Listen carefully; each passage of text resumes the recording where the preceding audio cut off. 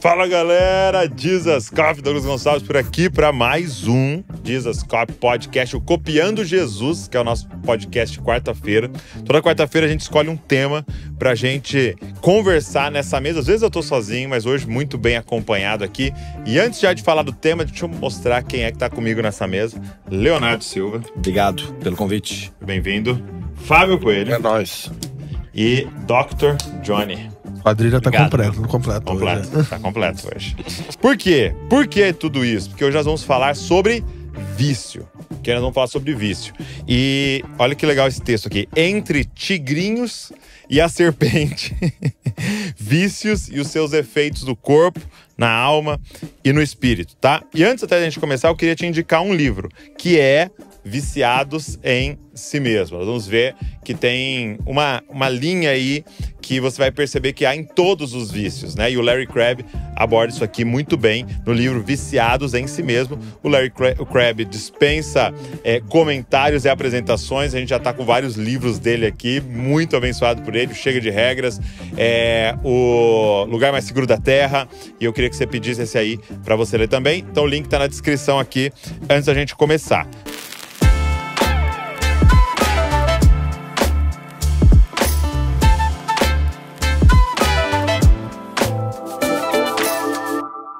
Deixa eu dar algumas curiosidades em relação a vícios, né? Antes a gente falava de vícios e era bebida, cigarro e drogas, né? Principalmente, né? Era o que a gente mais conversava. Tinha um pouco ali de jogo, né? Tinha aquele pai viciado em truco, viciado em sinuca, que apostou tudo lá no bar e tal. Mas hoje tem muito mais coisa, né? Em 2018, a OMS, né, a Organização Mundial da Saúde, incluiu o vício em videogames na sua lista oficial de doenças. Presta atenção. A Universidade Estadual de São Francisco, na Califórnia, constatou, através de uma pesquisa, que o vício em smartphone forma conexões neurológicas parecidas com as de viciados em drogas. Então já não vou nem ler mais aqui.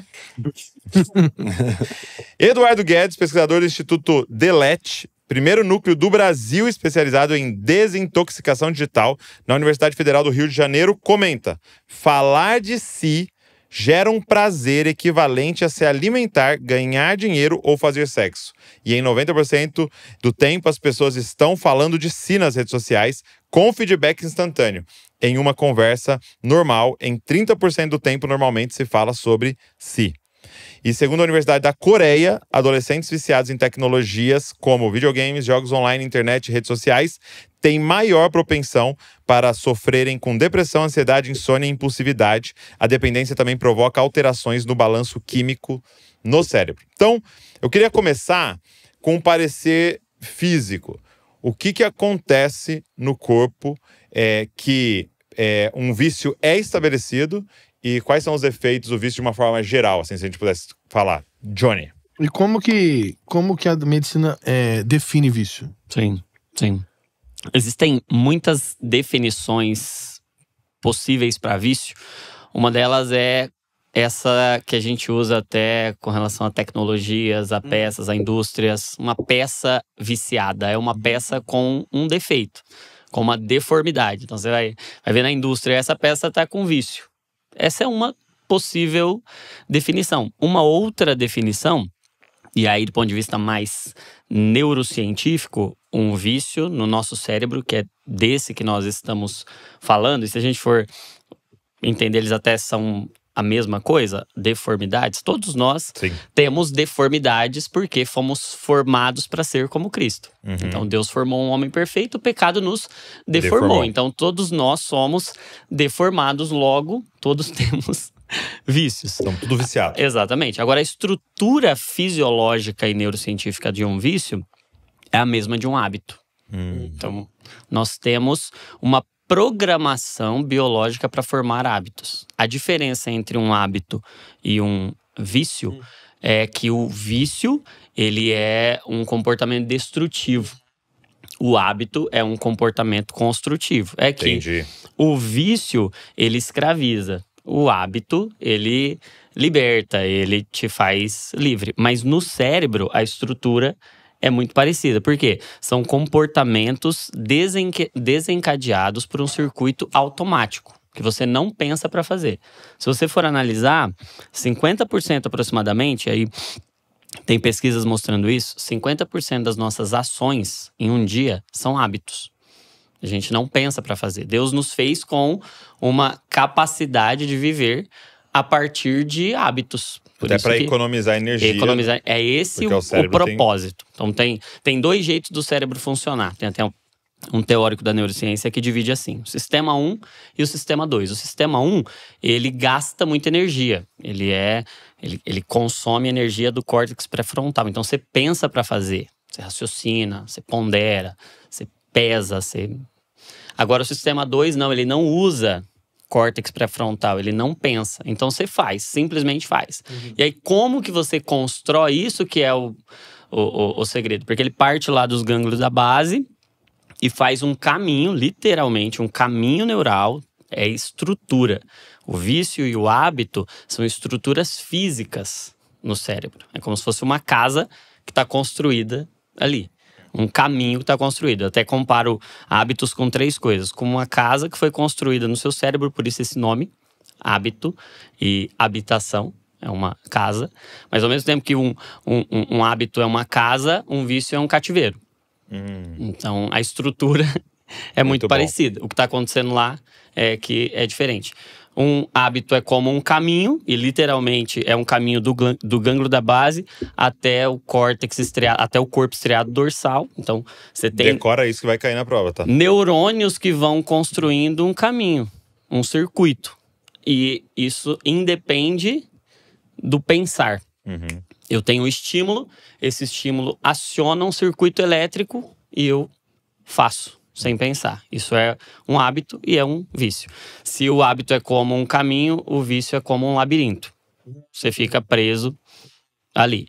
E é mais ou menos como um robozinho trabalhando dentro de você. Você não tá vendo, mas ele tem uma programação automática. Então, um hábito é como um robô que está trabalhando por você.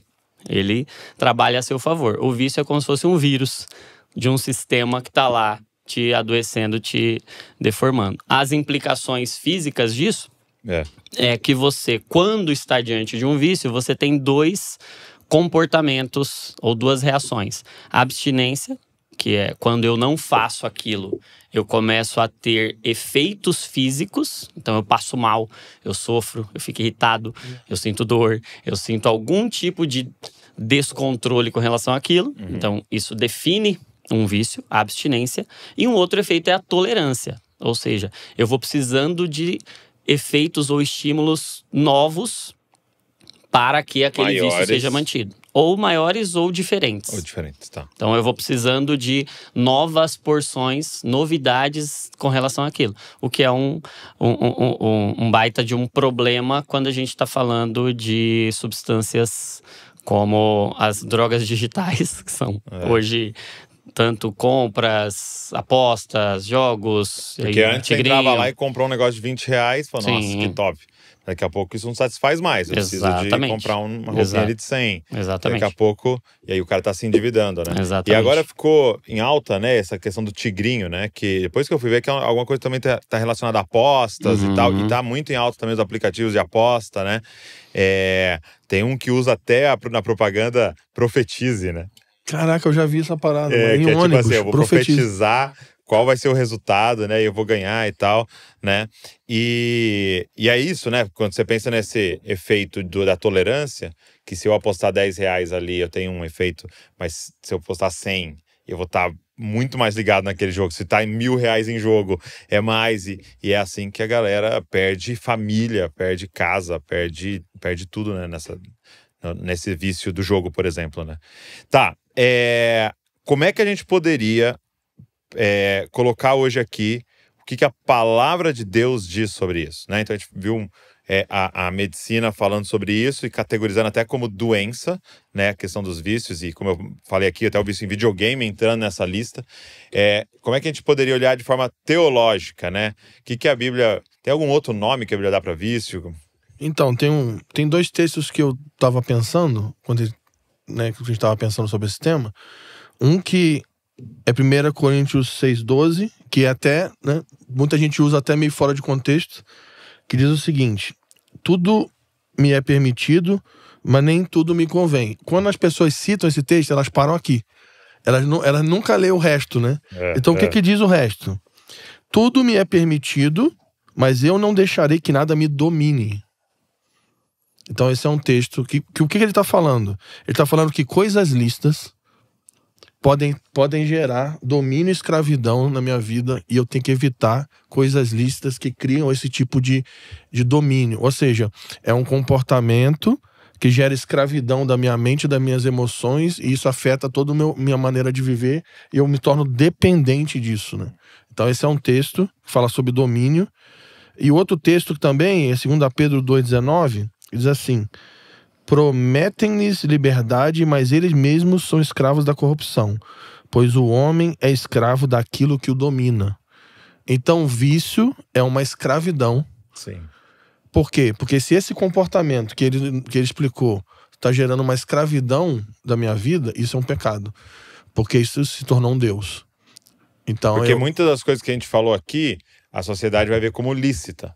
Sim. Né? Esse é um problema, porque quando a gente estava ali na droga, quando você vê um cara embriagado e caído na sarjeta, a gente sempre olhou, né? Pô, não as drogas, cartazes, né? Quando a gente pensa na própria imoralidade sexual, ainda tem seus tabus da sociedade, cada vez caindo mais, mas ainda tem o adultério e tal. Agora, quando a gente fala de jogar videogame, Sim. quando a gente fala de Até fazer uma aposta, né? Sim. Tá regularizado, é legal, não é nada ilegal. Comer açúcar, né? Chupar um sorvete, não sei, aí é isso. Agora, quando é que essa linha passa pro pecado, né? Então, aí tem um ponto que você falou de uma coisa que é muito boa. Por quê? Porque se a gente for trabalhar só naquilo que é legal, vamos usar o exemplo das drogas. Então a gente está dizendo... Quando legalizar, a gente tá dizendo que usar droga é pecado. E qual é o argumento que a gente está usando é que é crime. Então quer dizer que se amanhã liberar todas as drogas no Brasil, então o jovem pode dizer, então agora não é mais pecado, porque não é mais crime. Então, eu acho que o conceito teológico que a gente tem que usar é um comportamento que escraviza minhas emoções, meus pensamentos e domina o meu estilo de vida. Ninguém pode ser o meu Senhor a não ser Cristo. Então, por exemplo, o mesmo conceito que é a embriaguez, que é algo que te domina. Então você tira o filtro. O que é embriaguez? Você perde o filtro da razão e as tuas emoções vontades. E tá desenfreado. Então, esse é o mesmo conceito que vai levar a drogas e todo esse contexto. Eu vou contar um testemunho meu. Quando eu era adolescente, naquela época, assim, há muitos e muitos anos atrás, numa galáxia distante, no Rio de Janeiro, tinha um negócio chamado fliperama, né? Para os jovens que estão nos assistindo, fliperama era um lugar que você ia numa loja que tinha vários jogos onde você ia jogar, porque naquela época quem tinha videogame era muito era rico, era boy, e os videogames eram muito ruinzinhos, né? Os Atari, né? Tal. E tinha fliperama, então a gente ia lá naquele lugar jogar fliperama. Aí o que acontece? Eu estava numa escola particular, a gente vivia numa família de classe média, e aí o meu pai me dava dinheiro todo dia pra eu comer. Aí eu comecei no fliperama. Aí que eu comecei a gostar do fliperama, tal, você começa a jogar, começa a perder, aí você começa a jogar mais, começa a perder, aí quer bater o recorde, aí né, você quer bater, você quer chegar mais longe, quer brigar. Aí tinha os contras, né? Porque hoje a gente joga na internet. Naquela época a gente tinha que ir pra um lugar físico. Olha isso, que absurdo. Pra jogar um contra o outro. Então tinha que marcar um horário pra ir lá pra jogar um contra o outro. Street Fighter, Mortal Kombat. Né? E aí, beleza. Aí que começou meia lua pra frente. Andou, meia-lua era o Tac-Tac-Kruger, né, pra trás. Meia-lua pra frente era o Hadouken. Era o Hadouken e tinha o Horyugen, que aí tinha que andar e iam ser pra frente. Era muita técnica. E depois inventaram o Mortal Kombat, que tinha que decorar cada fatality. Brutality. O Douglas tem um passado. Aí o que acontece? Nessa época, eu comecei a ficar viciado na parada e fiquei totalmente viciado no flipper. E aí, o que eu fazia? Eu gastava todo o dinheiro de comida e não comia mais na escola. E jogava no flipper. Aí chegou uma hora que eu parei de faltar à escola. Começou a faltar na escola. Faltar a escola. Por quê? Porque eu pegava o dinheiro e não só deixava de comer, mas eu não ia na escola. E eu ia pro flipper. Aí eu fui pra um novo estágio. Chegou uma hora que os 10 reais que meu pai me dava, não dava mais. Então o que eu comecei a fazer? Eu comecei a catar todas as moedas e todos os dinheiros perdidos que tinha em casa. Não só na casa dos meus pais, como na casa dos meus tios, tudo. Eu ia vasculhando. Juntando as moedas, assim. Aí, o que aconteceu? Que eu comecei a parar de viver a minha vida de um adolescente, que é estudar e ter amizade, pra ficar enfiado no fliperama. Aí minha mãe, que ela roubava no jogo, porque ela fazia aquele negócio chamado oração, a minha mãe, ela tinha uma capacidade de descobrir todas as tretas que eu arrumava. E não dava muito pra esconder, né? Ela descobria, ela tinha o sentido do aranha lá. Bom, meus pais descobriram e depois eu comecei a perceber, olha o comportamento de um adolescente. Primeiro, eu tava deixando de comer pra jogar, eu tava deixando de estudar, ou seja, desenvolver minha vida pra jogar, e eu tava roubando o dinheiro dos meus pais pra jogar. A pergunta é, aonde isso ia dar se eu não sofresse uma intervenção dos meus pais? Aí meus pais, além de orar por mim, aquela coisa toda, né, também meu pai me deu uma bronca grande, e ele, o que ele fez? Ele começou a me levar na escola e tirou o dinheiro da comida. Eu falei, você já não tá comendo mesmo, então vai ter mais o dinheiro. Não vai comer nem comer. E aí tem todo o discipulado dos meus pais, a oração e também a bronca. Eu comecei a me libertar daquilo. Só que olhando pra isso, você olha assim, parece que é algo inofensivo. É apenas um adolescente que tava jogando videogame. Sim. Mas todo o comportamento, ele é... Imagina um adulto vivendo esse tipo de comportamento. Exato, alguém que deixa de comer... Sim. Por causa de um vício. Alguém que deixa de viver. E os recursos são outros, são mais potentes. Por causa de um vício. E alguém que começa a roubar por causa de um vício. E o cérebro aprende um jeito de fazer, né? E pra deslocar pra outras coisas que seriam muito mais prejudiciais, é um pulo, né? Exatamente. Agora, Léo, você quer completar essa parte teológica? Depois eu tenho outra pergunta pra você. Não, então, assim, até puxando um pouco um gancho do Johnny, o vício e a virtude já é algo estudado há muito tempo, desde a Grécia Antiga. Então, Aristóteles, ele desenvolve o quadro de vícios e virtudes, né? Então, a virtude sempre encontra o meio termo, ou a prudência ali naquele caminho. Então, tem aquele que é medroso, tem a prudência e tem o inconsequente. Uhum. Então, o vício está sempre no centro. E aí eu fiquei pensando... A virtude está sempre no centro e os vícios estão nos extremos. Tá. Isso. E eu fiquei pensando muito a base da psicologia moderna ser muito freudiana. E geralmente, Freud vai abordar nos seus livros e nos seus tratados que o homem precisa libertar os seus instintos. Só que são instintos viciados. Sim. Então, cada vez que eu me permito a viver por aquilo que o meu instinto me leva a viver, eu me torno, na verdade, o meu pior carrasco. Sim. Eu me destruo automaticamente. Eu lembrei o texto de Paulo, Filipenses capítulo 1, versículo 16, que ele fala que existem duas naturezas em combate dentro de nós. Então, acho que a primeira coisa que o vício tem que trazer à nossa consciência é a nossa depravação. Isso. É a nossa corrupção. E a nossa necessidade de alguém para nos auxiliar nesse processo. Porque o homem sempre lutou com o vício, desde a queda. A partir da queda, sempre houve o vício, sempre houve a corrupção no nosso coração e essa tentativa de ter prazer em questões secundárias, que não é, ainda que seja coisas lícitas, mas que nos rouba, da verdadeira satisfação em Cristo. Então acho que é um exercício pensar nisso no decorrer da história. É muito louco, cara, porque você vai enxergando que ele vai tomando forma diferente, mas na Grécia Antiga já existia jogo. Exato. Aquele jogo do copinho virado pra baixo, ele é italiano e muito antigo. A bebida já existia. A promiscuidade já existia. Então, desde aquela época, o Noé saindo da arca já acontecia as coisas. Exato. Agora, uma pergunta que eu ia te fazer era o seguinte: porque todo mundo que tá perto de você e a galera que te acompanha online te conhece por causa também da sua disciplina, né? Que a gente tá falando de bons hábitos, né? Então, o hábito de ler, o hábito de orar, o hábito do devocional, o hábito do exercício físico e tal. Quando que você teve um despertar nisso? Falou assim, peraí, eu posso estabelecer caminhos no meu cérebro que vão me levar onde eu quero. Você aprendeu isso com alguém? Foi um livro, uma palestra? O que foi que deu um despertar para você? Ele falou, em vez de vícios, eu vou desenvolver hábitos. Muito bom. Cara, eu acho que, para mim, foi um exercício mais de contemplação.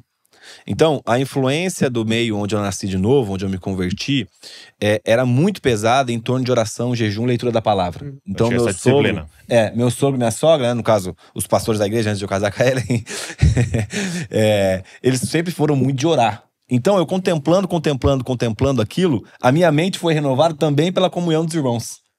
Então, além do exercício de ler as escrituras, só que para o novo na fé é um pouco mais delicado, você não entende muito bem no início da caminhada, mas você está contemplando um irmão maduro, mostrando para você o que é importante. E eu olhava para os meus pastores, eu falava, cara, eu quero ter a maturidade de fé que esse homem e essa mulher têm. Uma vida de oração, de intimidade, porque eu via, cara. E é até interessante, a gente tava ouvindo a música do Judson agora. Eu via eles falando de Cristo de uma forma que eu ficava, mano, eu preciso ter essa paixão. Eu preciso amar dessa forma. E aí minha sogra sempre falava, cara, ela até usava o termo, né? Você tem que pagar o preço da oração. Você tem que ter tempo de intimidade com Jesus. Você tem que ter tempo de intimidade com Jesus. E aí eu chegava, às vezes eu ia buscar a Ellen de manhã na casa dela, quando a gente só namorava. E aí eu ia cumprimentar ele, só cadê sua mãe? Ela fala, não, minha mãe tá no quarto, só sai às 10 da manhã. Que ela tava orando. Só que imagina, a gente ficou entre namoro e noivado 1 ano e meio juntos. Cara, era assim, foram, sei lá, dias específicos que ela não tava no quarto orando. Que meu sogro não tava, meu sogro tem a prática de subir um monte, que ele não ia pro monte orar. E eu ficava, cara, é isso. Então, contemplação fez também com que essa não foi nem uma palestra, nada, foi ver. Foi ver, cara, foi ver. A comunhão dos irmãos me edificou nessa parte. Aí eu falei, não, eu preciso conhecer a Cristo. Tanto que, no início, eu até estava ouvindo o Vitor Vieira falar um dia, que no início é uma questão de disciplina, mas depois se torna um aspecto de fascinação. Sim, então, hoje, o coração é muito mais fascinado em torno de ter intimidade com o Senhor do que a disciplina em si, mas foi construída a partir da disciplina. Interessante como um hábito ruim, que é um vício, causa destruição, aquilo que está ao nosso redor, mas um hábito bom, construtivo. Um hábito que é voltado para a justiça e também gera um testemunho que influencia, né? Não, eu sempre uso como exemplo, eu falo nos podcasts da Ellen, que ela falava, né, que quando ela era pequena, ela acordava e ela abria a porta do quarto dela, saía do quarto, o pai dela estava sentado na mesa com um copo de café lendo a Bíblia. E eu ficava, todos os dias você via isso? Ela, todos os dias. Eu falava, mas seu pai trabalhava de madrugada, às vezes, com meu sogro, na época de construir casa e família crescendo e tal, ele fazia dois empregos, né? E ela, não tinha um dia que eu não levantava. Eu falei, cara, isso aí eu quero que meu filho aprenda. Porque o apego pelas escrituras vai ver de contemplar aquilo que eu amo, né? Com certeza. Não, é engraçado que eu tenho essa parada, eu não consigo, acho que talvez todo mundo aqui nessa mesa, né? Eu leio a Bíblia sem caneta e marca-texto. Eu não consigo. Só que aí uma vez eu fui olhar nas Bíblias do meu pai, eram todas rabiscadas. Entendeu? E eu via, e eu achava lindo. Tipo assim, olha, a Bíblia dele toda rabiscada. Entendeu? Só que isso é engraçado que por um momento você nem lembra disso, mas tá cravado em você num lugar que é mais do que memória, né? É tipo carne em você, assim, né? Você vai repetir aquela contemplação. Um ponto que eu acho que é importante a gente abordar, porque a gente tá falando de vícios nos destruindo, né? Vícios nos dominando e tal. E às vezes as pessoas pensam assim, não, então isso aqui que eu tô fazendo é inofensivo, né? Porque ele não me destrói, não tá destruindo, né? Não é drogas, não é álcool, não é tal, isso que é coisas tão simples tal, né? Eu vi que uma galera começou você lembra do Candy Crush? O pessoal ali no Candy Crush, mó tempão assim, eles falam, não, isso aqui não me domina, eu paro a hora que eu quiser e tal, né? Mas tem um ponto, acho que essa questão toda que a gente tá lidando, que é roubar o nosso tempo. Sim. Tem um ponto que é estratégias de Satanás para que a gente não tenha tempo para o que verdadeiramente importa, né? Como é que vocês têm lidado com isso, assim? Porque hoje, cara, nós estamos essa mesa aqui está diante de tantas coisas que dá para fazer e oportunidades de pregação do evangelho, de discipulado, de igreja, de fazer avançar e a gente não se encontrar, assim, roubado. Exato. Eu penso que quando o inimigo não pode nos destruir, ele tenta nos distrair, né? E quando ele não pode parar a gente, ele tenta acelerar. E o vício faz muito disso. E quando ele não pode roubar a presença de Deus de nós, ele rouba a nossa presença de Deus. Então a gente fica preso em alguma coisa. E o vício é um sequestro do nosso sistema do prazer, do nosso sistema dopaminérgico. Então, a gente tem lá uma área do cérebro que é a área da recompensa, o sistema de recompensa cerebral. O vício sequestra aquilo, sequestra a nossa área do prazer. Então, ele está roubando a gente do prazer que a gente podia encontrar em Deus e não vai encontrar. dominando a gente, escravizando a gente, criando esse sequestro onde a gente é o refém de si mesmo, presos em nós mesmos. Então, se tem algo que eu penso que nós precisamos fazer é identificar cada pedacinho dessa estrutura que Paulo diz, segundo aos Coríntios, capítulo 10, se eu não me engano, que as armas da nossa milícia não são carnais, mas são poderosas em Deus para destruir fortalezas. Essas fortalezas eram prisões. E aí, o que ele diz, né? Destruindo toda altivez, sofisma, que se levantam contra o conhecimento de Cristo. E aí, nós precisamos pegar cada pensamento e levar cativo a obediência de Cristo. Então, identificar cada pensamento dessa estrutura, dessa fortaleza, como um tijolinho que construiu uma casa onde eu fiquei preso, uma estrutura onde eu fiquei preso, e trazer agora racionalmente, esse culto racional, para que cada estrutura cognitiva, para que cada ação, para que cada reação, cada comportamento não seja automático, porque eu acho que esse é um retrato da nossa geração, viver no piloto automático. A gente está sempre cansado, sobrecarregado, não tem tempo para nada, porque a gente vive como uma máquina no piloto automático, e a gente discernir cada pensamento. Por que eu faço o que eu faço? Cara, isso aqui me domina. Então eu preciso levar cada pequeno pensamento à obediência de Cristo. Interessante que você está falando que a gente vive uma vida estressante, né? E quando a gente quer buscar prazer, ou seja, escapar do estresse, a gente busca prazer em coisas que estão desassociadas do Senhor, né? E muitas vezes são coisas lícitas. Sim, sim. Então a gente busca prazer e descanso em algo que não é a presença de Deus. E aí quando alguém pergunta, você conhece o Senhor? Você lê as Escrituras? Você ora? Aí a pessoa vai dizer, eu não tenho tempo. Porque o tempo que ela tem, ela já tem um tempo complicado, mas o tempo que ela tem para buscar fuga e descanso, ela busca em coisas que não são associadas ao Senhor. Tem uma passagem na Bíblia que me persegue assim há muitos anos, que quando Jesus está falando no sermão profético, ele fala sobre o dia de Noé, falando sobre a volta de Jesus, sobre a sua volta. E ele fala um negócio assim, ele fala assim que os dias da vinda do Filho do Homem são como o dia de Noé. Aí ele diz assim, como que era o dia de Noé? A geração comia, bebia, casava e dava-se casamento, até que Noé entrou na arca e eles não perceberam. Aí tu fica assim, ele está condenando uma geração, mas o que eles faziam? Comiam, bebiam, casavam e davam seus filhos para se casar. Ou seja, não tem nada de errado. Então, ele está dizendo que havia uma geração que estava embriagada com a vida comum e não estava percebendo aquilo que Deus estava fazendo e falando. E enquanto isso, havia uma família que estava construindo uma arca e eles não perceberam. Então, eu acho que é isso que ele está falando. São comportamentos que nos roubam dessa disciplina. Você quer fazer de zumbi, né? Você não tá... É tipo aquele filme as crianças estavam vendo outro dia lá um filme agora não vou lembrar. Eles entram num cassino e chega no cassino, eles recebem uma droga lá, que eles ficam um zumbi, e quando eles percebem, eles estão 5 dias no cassino e nem perceberam que saíram, entendeu? Então, assim, essa embriaguez com hábitos que às vezes são lícitos, mas que nós estamos substituindo com esse prazer que deveria ser nos voltarmos ao Senhor, né? E eu percebo, até complementando, que boa parte dos vícios começam com a narrativa. Então todos nós pautamos nossa vida a partir de uma narrativa, né? Seja ela boa ou má. E aí, a partir de um princípio de que o homem é uma máquina e não um ser pensante, um ser religioso na sua palavra mais... na pureza da palavra religiosa, né? Eu me transformo, então, naquilo que produz. Produz. E, cara, isso aqui vicia a gente na produção de conteúdo. Sim. Então, nós todos lidamos com produção de conteúdo. E às vezes a gente tem que ficar se policiando, cara. Não, nesse momento não é conteúdo. Ou na produção, né? Porque, por exemplo, um vendedor, ele consegue vender o dia inteiro, aqui, né? Atender o dia inteiro. Então, eu acho que a construção de um bom hábito parte de você ouvir a história correta da sua vida. Só que daí existem 2 equívocos. Ou, melhor, perdão, 2 caminhos. Primeiro, eu olhar para as escrituras como uma história da história da redenção, criação, queda, redenção e consumação, mas algo distante de mim. Deus está fazendo algo, a igreja está fazendo algo, isso não toca a minha vida.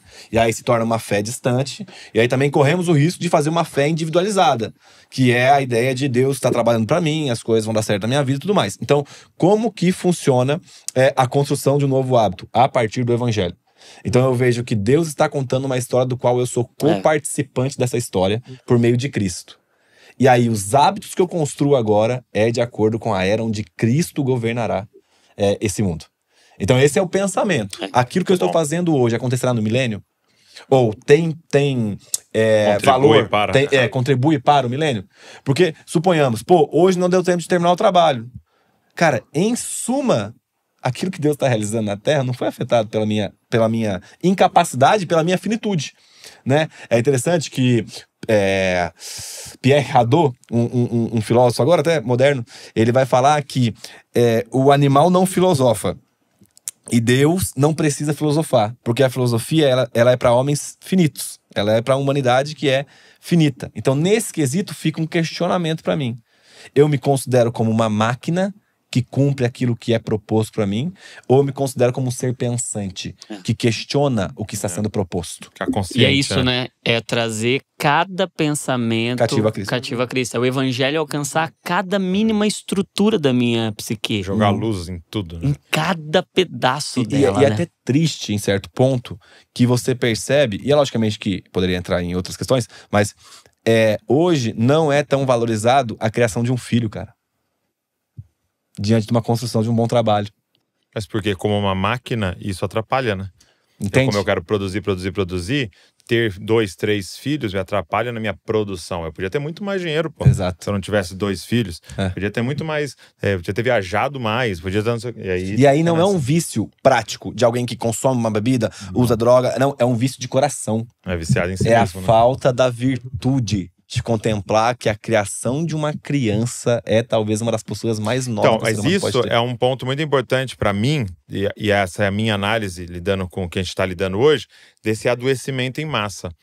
Porque eu estava preparando a pregação de domingo e eu senti direcionado a pregar vinde a mim todos vós estão cansados e sobrecarregados, e ali é cansados e oprimidos, né? Então é tipo, quando você tá com um peso sobre você que já não é mais suficiente, você não tem força, então ele começa a te esmagar, né? Te oprimir. E me veio uma frase, assim, acabou que eu nem falei na pregação, mas me veio uma frase preparando que era: a gente não cansa de fazer esforço, a gente cansa de fazer esforço inútil. Entendeu? Então, tipo assim, ninguém tá oprimido porque o dia inteiro fez esforço. Não, a gente foi criado para isso. Agora, a gente se sente oprimido quando você fez esforço inútil. Exato. Você fez esforço, e isso não tem propósito nenhum. Exato. Que é o que a gente tá vivendo hoje. Porque assim, vamos ser sinceros, ser o especialista em tal jogo e tal jogo é um é eternamente inútil, né? Exato. Especialista na série do Netflix. Tem um especialista, eu li todos os... quem é a sogra do cara que casou e divorciou 3 vezes, que era o ator. E aí eu sei tudo aquilo, me esforcei mentalmente para tudo aquilo. E é inútil. Agora, há uma satisfação que Paulo sentiu na prisão, né? Que os mártires sentiram, entendeu? De tipo assim, cara, tá doendo, é terrível, mas a gente tá cumprindo uma parada. Eu vou receber uma coroa eterna, uma recompensa diante disso aqui que eu tô fazendo. Agora imagina, tá doendo pra todo mundo, só que pra alguns tá doendo de forma inútil. Exato. Isso é opressor. Esmagador, cara. Você colocar a cabeça no travesseiro e falar assim, que droga. Entendeu? Mais um dia joguei no lixo. Entendeu? Agora tem uma coisa que o Léo citou e o Johnny também, que eu acho que é crucial a gente pontuar, que tem alguém que tá nos assistindo aqui que vai fazer uma pergunta. Tá, beleza. Então eu tô viciado, eu descobri. E como é que eu faço pra ser livre disso? Era a minha próxima pergunta, mas tudo bem. Não, e o Léo já abriu a porta, né? Abriu a porta. Que o evangelho é a resposta pra libertação de qualquer vício. Por quê?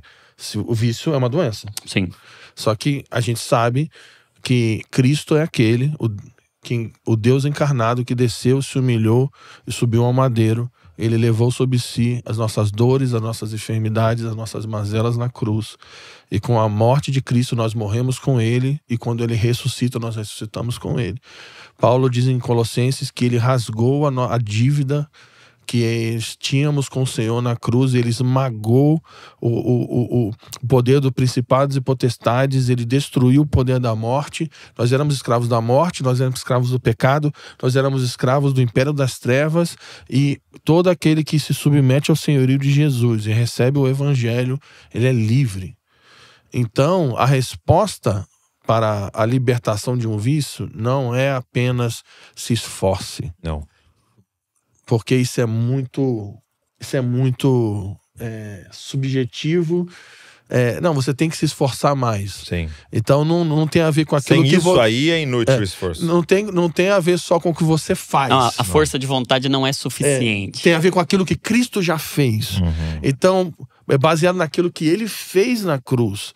Então, quando nós nos submetemos ao evangelho e confiamos a nossa vida em Cristo, há poder na obra da cruz para nos libertar, para nos curar, para nos transportar dessa escravidão, desse império de escravidão, para um reino de amor. Filho amado. Então esse é um ponto. E o outro ponto que eu queria colocar é como continuar desenvolvendo a libertação daqueles que receberam a Cristo.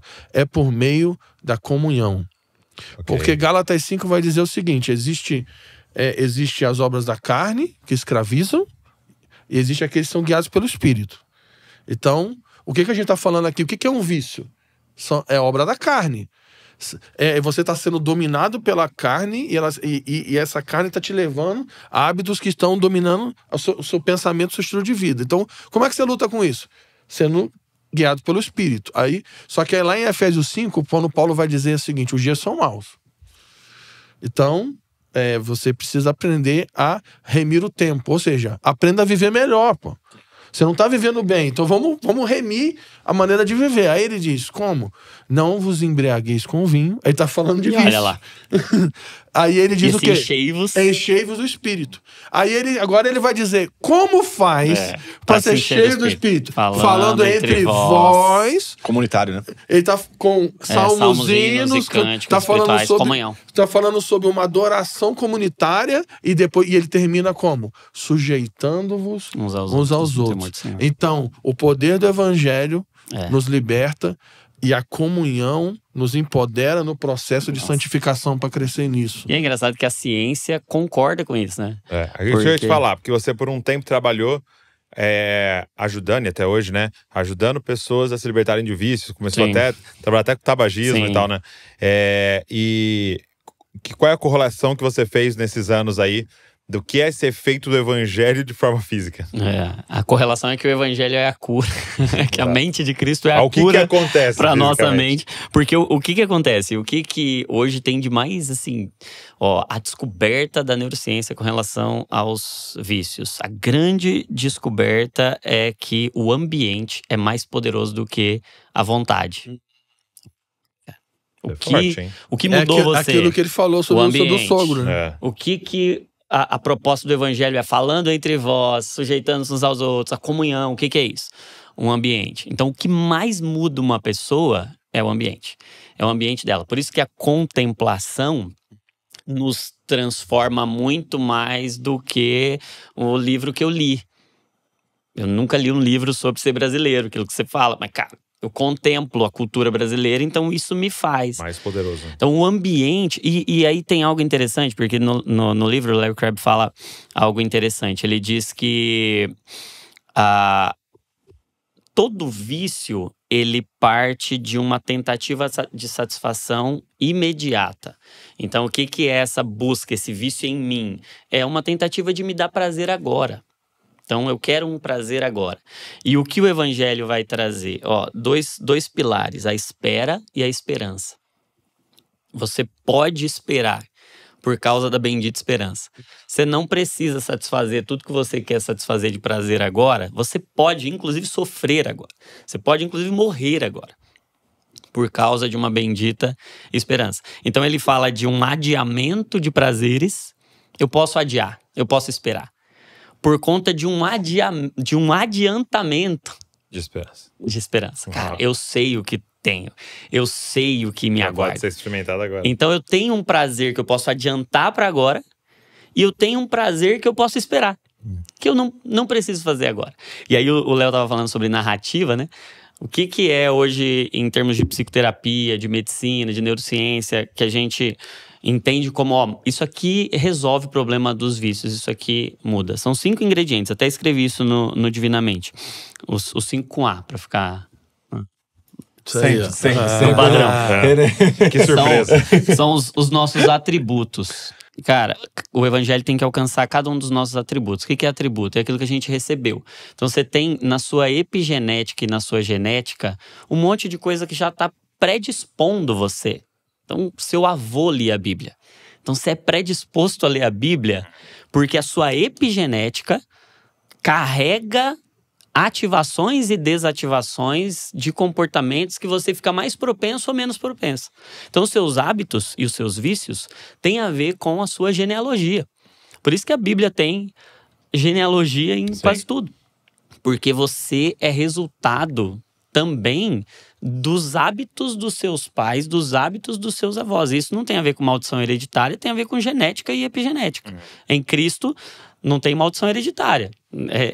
Não tem maldição hereditária para quem é herdeiro de Cristo. Mas eu tenho uma inclinação natural na carne que, se o evangelho não alcançar, eu vou viver escravo daquilo.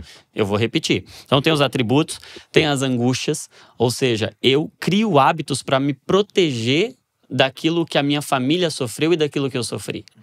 Então os meus hábitos, muitas vezes, são tentativa de me proteger das angústias da minha família ou as minhas próprias. Tem os amores, e aí nada faz mais a gente do que os nossos amores. Tem aquele livro do James K. Smith, Você é Aquilo que Ama. Clássico. Porque os nossos hábitos têm tudo a ver com os nossos amores.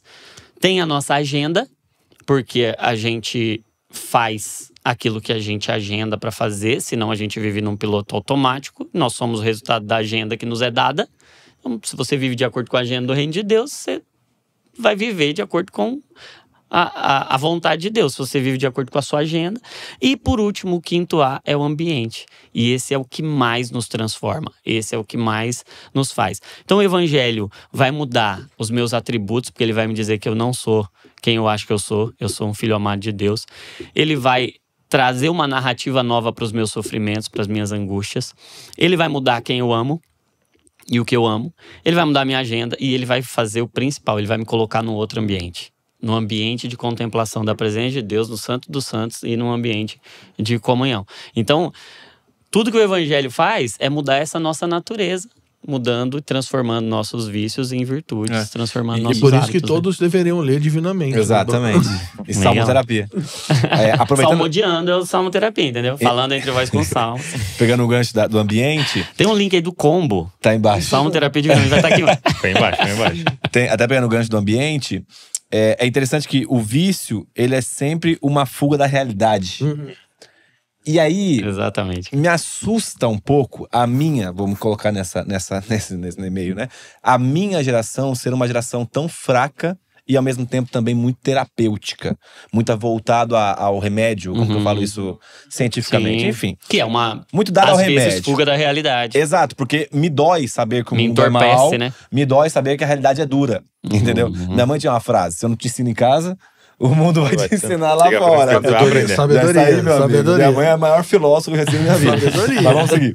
Então, lidar com a realidade dura me oprime e me faz cair uma escapatória. Tanto que as drogas alteram a minha senso-percepção. Da realidade. Então, a minha percepção da realidade é alterada. Agora, e se a minha realidade for alterada não por mim, mas por Cristo? E onde eu vejo desgraça e sofrimento, que tem, e tem muito por conta da corrupção humana, mas eu vejo também o progresso gradativo da redenção de Cristo em todos os âmbitos. E quando eu abro a minha Bíblia, e agora a Bíblia não é só um livro que eu leio, mas é a forma que eu tenho enxergado o mundo. E aliás, no meio da comunhão dos santos, eu vejo a transformação de cada um por meio desse livro, por meio de Cristo. Então eu falo, cara, ninguém tem jeito. Você vê, cheguei no trabalho, a pessoa me roubou. Cara, tava andando na rua, alguém quase atropelou meu filho, não sei o quê. Mas aí eu chego na igreja, eu chego no ambiente da família, e eu começo a perceber, cara, aquele cara era viciado em pornografia. E ele não assiste mais. Aquele cara, ele roubava, mano. Agora ele tá aqui, é um dos caras mais generosos na igreja. Aqui, roubava a moeda.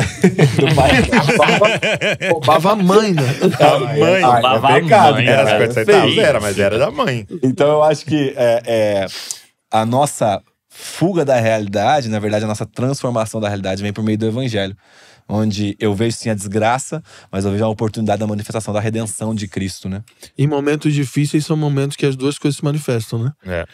Então, essa depravação parece que cresce, mas também que parece o poder. Exatamente. Um dos momentos, dos maiores avivamentos da história dos Estados Unidos. Né? Um dos maiores avivamentos da história dos Estados Unidos foi na época da Guerra do Vietnã, que estava acontecendo aquele movimento dos hippies, né? Ao mesmo tempo estava acontecendo o Jesus Movement, né? Então, droga, vício, tudo aquilo, né, que estava acontecendo, crescendo, e salvação em massa entre os jovens crescendo assim. Então, o evangelho é poder suficiente para agir em qualquer situação, em qualquer ambiente e nos dias mais difíceis. Eu vejo, então, até pra gente caminhar pro fim, isso que vocês falaram, eu vejo muito na minha história, né? Na adolescência, fui exposto à pornografia, né? Na época não era nem internet, né? Um primo mostrou uma revista e tal, e aquilo me escravizou. E aí, por muito tempo, carregando aquilo e vindo de um ambiente, assim, mais legalista, de igrejas mais pentecostais, achando, não, isso aqui não pode ser aberto, isso aqui a gente não pode falar, você precisa performar, você precisa parecer algo, né? E no zelo ali tentando e cai e não consegue, como a história da maioria. E eu lembro que uma das primeiras pessoas que eu contei foi pro Johnny. Então, você fala assim, essa comunhão, essa confissão, né? Porque o confessar para Deus sempre existiu. Mas foi um momento de abrir para o outro, abrir para a Val, abrir para o meu pai e olhar no olho do outro e ver entristecendo o outro, eu consegui enxergar, cara, eu entristeço a Deus com isso. Só que foi só vendo a tristeza no olho do outro que foi possível, talvez, materializar um pouco mais a tristeza de Cristo frente àquilo ali, né? E aí uma outra questão foi isso, porque aí você começa a estar perto de outras pessoas que também venceram, né? Eu lembro do Salomão, que discipulava, ele falando pra mim assim, cara, já aconteceu isso comigo tal, e fazem 10 anos que eu nunca mais, sei lá, 20 anos, sei lá, era muita coisa assim, né, que nunca mais aconteceu. Eu lembro que me marcou muito o testemunho do Abe, né, falando sobre isso e como ele venceu isso, e aí esse ambiente vai te formando, só que só abrindo que você vai descobrir que as pessoas têm essa história ao seu redor, né. Aí a gente começou a colocar um conceito, né, eu comecei a colocar na minha vida, mas na nossa casa, né, de tolerância zero. Né? Por quê? Porque pornografia tá aqui, mas a sensualidade é aqui. E você só cai nisso aqui porque você abriu porta desse início aqui. Aí, poxa, isso aqui, esse seriado não aparece pornografia, mas toda uma insinuação o tempo todo. Vamos cortar? Vamos. Pô, isso aqui é uma porta, né? Vamos cortar. Pô, essa pessoa que você segue de vez em quando, né? Vamos tirar. E de repente você vai fazendo essa limpeza e falando, não, é tolerância zero. Né? Aquele que caiu lá começou sempre aqui. E aí você ir cortando. Uma outra coisa muito importante para mim aí foi o evangelho, porque esse legalismo faz com que você fique performando, né? Você fique fingindo, você fique querendo ter um verniz de santidade e tal. E foi quando compreendi o evangelho e tive encontro com a desgraça. Falei, cara, eu sou mal. Sem Cristo, nós somos tudo mal, merecedores do inferno. Foi também algo libertador para mim. E eu acho que... E a presença. Me marcou muito um dia eu ouvindo John Piper, ele falou assim... o vício em pornografia é um problema de fé. É um problema de fé. Por quê? Porque a pergunta é... Você faz com a sua mãe na sala? Não, então quer dizer que uma presença te faz parar. Ou seja, você não crê que ele está presente. Você não crê que ele está na sala. O John Piper é um gênio. Então... Vou deixar registrado essa frase. Só deixar registrada essa frase. Então, essas questões que a gente está falando aqui são reais, cara, e podem levar você a uma libertação. Hoje eu posso testemunhar que eu tô liberto disso. Tenho há anos liberto disso. E por quê? Por causa de tudo isso que a palavra vai nos ensinando e nos guiando. Entendeu? E que quem está nos ouvindo pode aplicar, cara. Pode colocar em prática, que está disponível. Claro, pelo poder do Espírito Santo. pelo poder do evangelho. Não adianta sair daqui e querer se esforçar, tudo isso aqui pegar, fazer uma listinha, querer se esforçar, sem um encontro real com o evangelho, sem o Espírito Santo habitando em você. Porque não há força de vontade em nós suficiente para isso. É isso. E deixar um texto, né? Para aqueles que estão nos ouvindo, estão sofrendo com isso.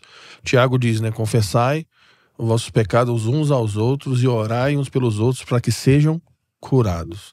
Então esse contexto dessa vulnerabilidade comunitária saudável é terapêutica, gera cura. Por quê? Porque no evangelho há cura para todas as nossas mazelas. Mano. E a humildade, perdão. Não, vai lá. Não, cara, pelo amor de Deus. Você.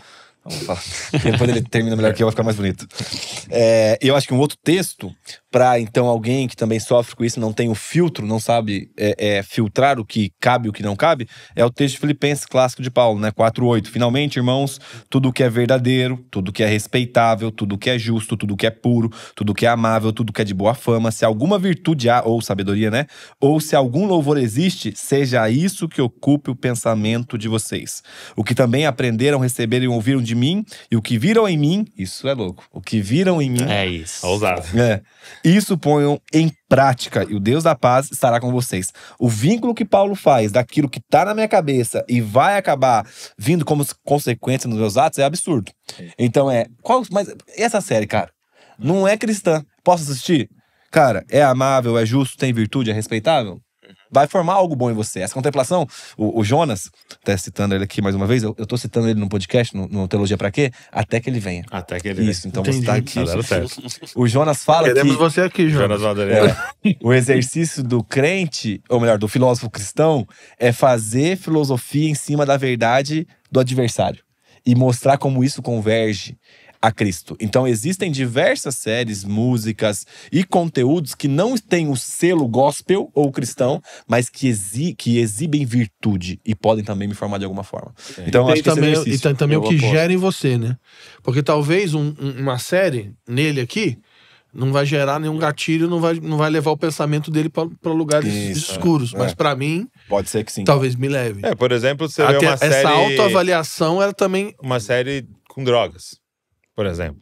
Sim, pra mim... que nunca nem bebida alcoólica eu quase bebi na minha vida, eu vou assistir aquilo ali, não tem nada pra mim, não significa nada pra mim, né?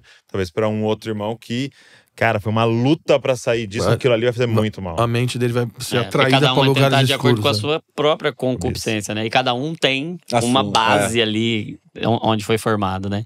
Eu acho que uma coisa que tem a ver com o que o Dô estava falando, essa humildade de pedir ajuda, né? Sabendo que o evangelho é esse lugar de vulnerabilidade, de humildade, porque sofisma e altivez nutrem esse sistema da fortaleza. E o que destrói para trazer a realidade, a verdade do evangelho é a humildade.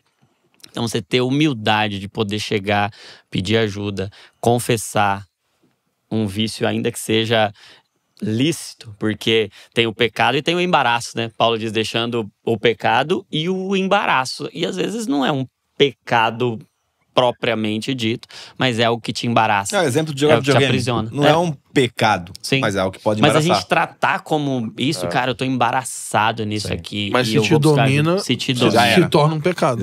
Um dia, até honrando a Val, um dia ela chegou pra mim e falou, poxa, posso confessar um pecado? Eu falei, fala. Ela, senti inveja.